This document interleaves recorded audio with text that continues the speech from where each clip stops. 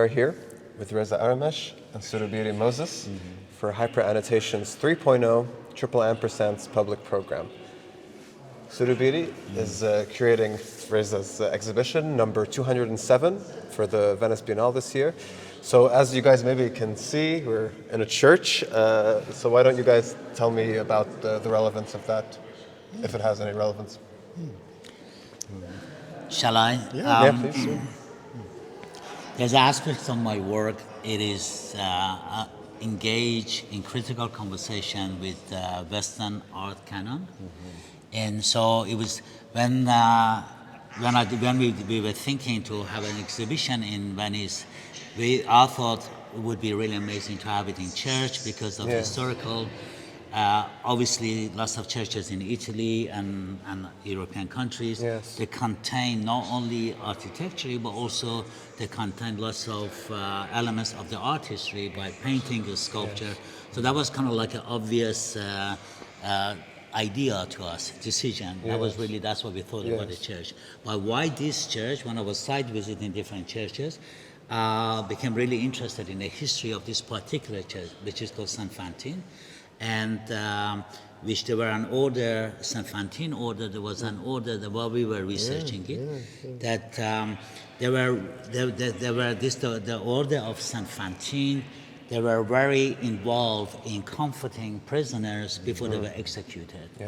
And that was really interesting, and also because the work that you see on the floor, they are referencing the last garment of prisoners, so that was an obvious connection to the church, basically. Yeah, I mean, I think it's more or less Reza has said what it is, but I think it's also that I think the space itself is a historical space, and because Reza is thinking both historically and about contemporary captives. I think that the church kind of serves as not just as a backdrop, but also as a site for excavation.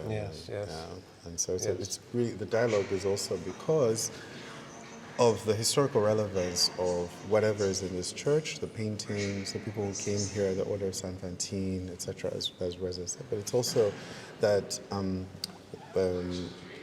this is brought in dialogue with the contemporary captives who Reza is looking at in artistic research and reportage images, around the world. So it's very, it's the coming together almost of the past and the present as well. So the exhibition sort of responds to the space, this pre-existing space, but also I wanted to ask you how you think the exhibition responds to the larger theme of the Venice Biennale, which is foreigners everywhere this year. If at all, perhaps not. I mean, I think that, of course, we talked about contemporary captives. I think basically what I understand is looking at Reza's work and also as a curator, is that I think that, one can understand how throughout the history of art, there have been several figures, martyrs, saints, and people who were deemed sort of different, who have been represented in painting, right? Either, portraits of Christ, or portraits of the Virgin, or portraits of Saint Sebastian, or portraits of other saints, many other saints, etc. And these paintings are actually very, very important, right, in the history of art, not just of the church, but of art as well.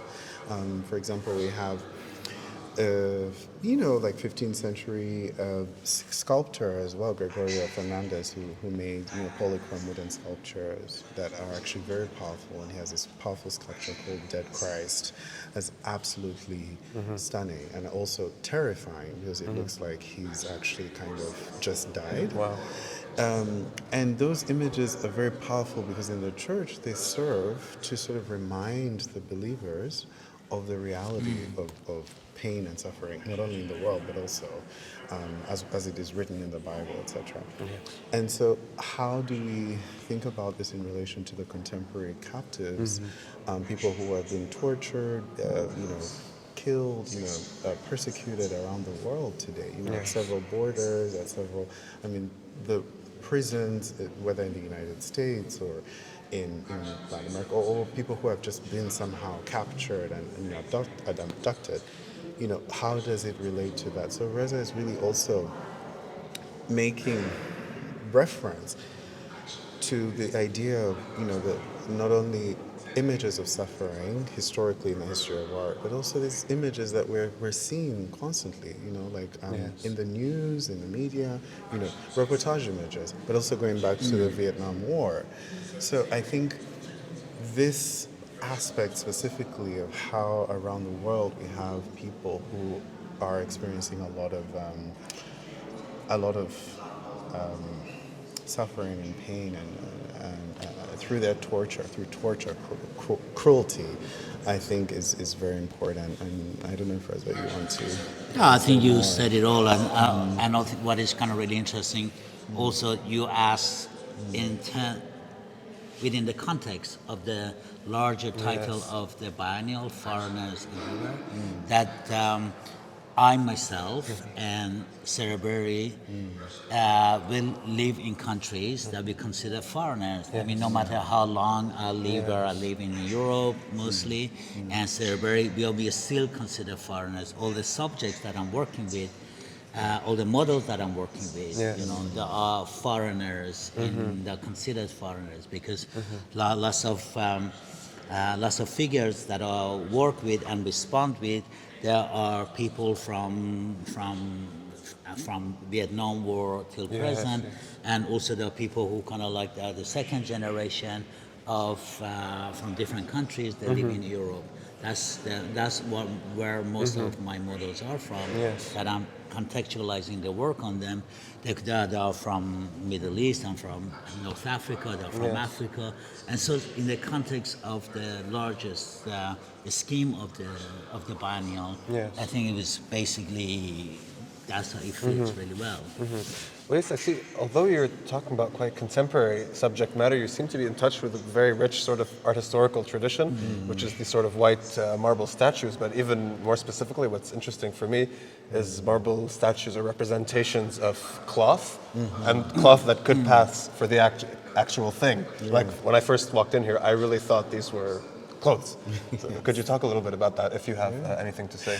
I mean, I could, yeah. So again, just going back to thinking about Reza's research in this history of art.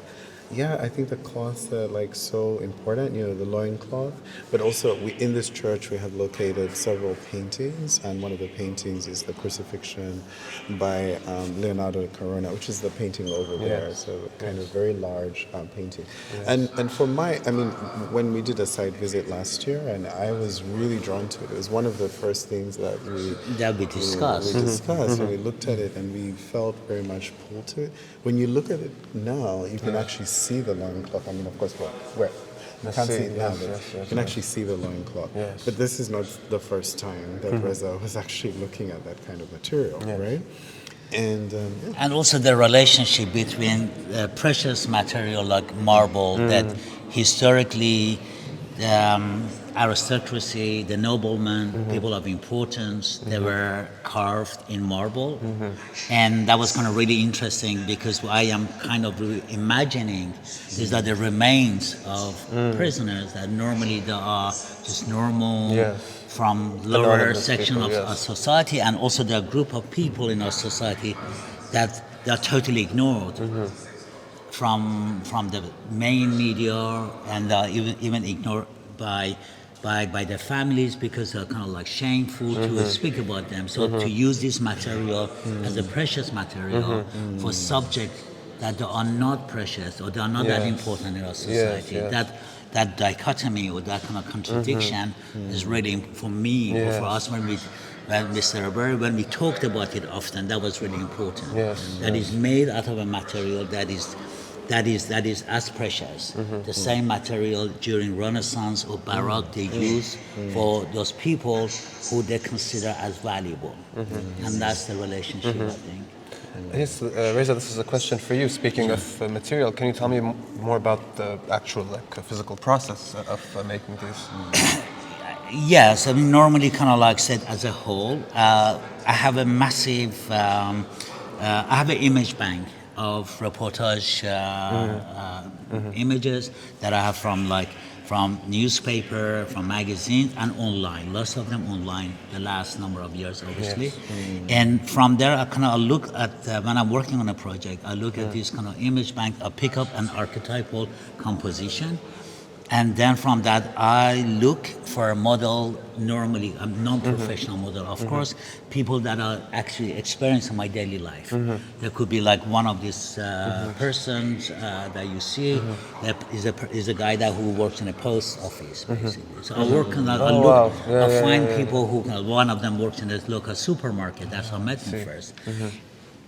And so that is kind of really important for me, who actually becomes the model. So again, they are not the stars, or they are not kind of like celebrities. That really, it is important. That I just, I mean, the word ordinary is kind of like is not a correct term to use. And then when when I approach them, my studio approach them, they come for kind of like audition. We talk about it. They have, I mean, one of the ideas that the agreement is that they would understand my work and they relate to my work because we discuss, and mostly so far every person I've approached, they have a connection, affinity with the subject matter that I'm working on, and then from there we work on a composition that they are equally happy, and from that we photograph the model 360-degree angles, and also with a scan, and also the models would bring themselves as well because it's a collaboration. It's not that they're not professional models, they're not getting much out of it, but it's kind of like their interest and their excitement to collaborate with me. And then all the data that we have, I take it to the workshop in Carrara, in Tuscany, in Italy, where the marble basically comes from. And there's a workshop. I work with a team of people who are really amazing craft bands, who are craft women, actually craft people, because a number of them are women. And then we work on the piece until they're completed. And I work in very close collaboration with them. So they become really extension of of me, basically. The skill they have been trained and they've been carrying for many years, and some of them from generation, from their parents. Yes, And fascinating. Yes, how a piece is made, basically. Fantastic, fantastic. So we like to end things on a bit of a light note or a light question. I want to ask you if there are any pavilions or shows or perhaps just venues that you're really looking forward to seeing, or perhaps ones that you've already seen that were really great or at least notable. Okay. I mean, I can be very brief. I haven't had a moment yet. Not a moment. Honestly, and a list of the things that I want to see. There's a massive list. But also I'm going to be here for the next 2 months. So I know I have time to really take my time to look at things. And so I haven't seen anything. But I'm looking forward to see the Banial and also all the pavilions. And I know I would have time to do that. Yeah. I mean, I think that, pretty much. I mean, we haven't had the opportunity to see a lot. Okay. Well, I hope you do. So, Reza, Serubiri, thank you so much. Thank you so much. Yeah. Thank you. Thank you so much.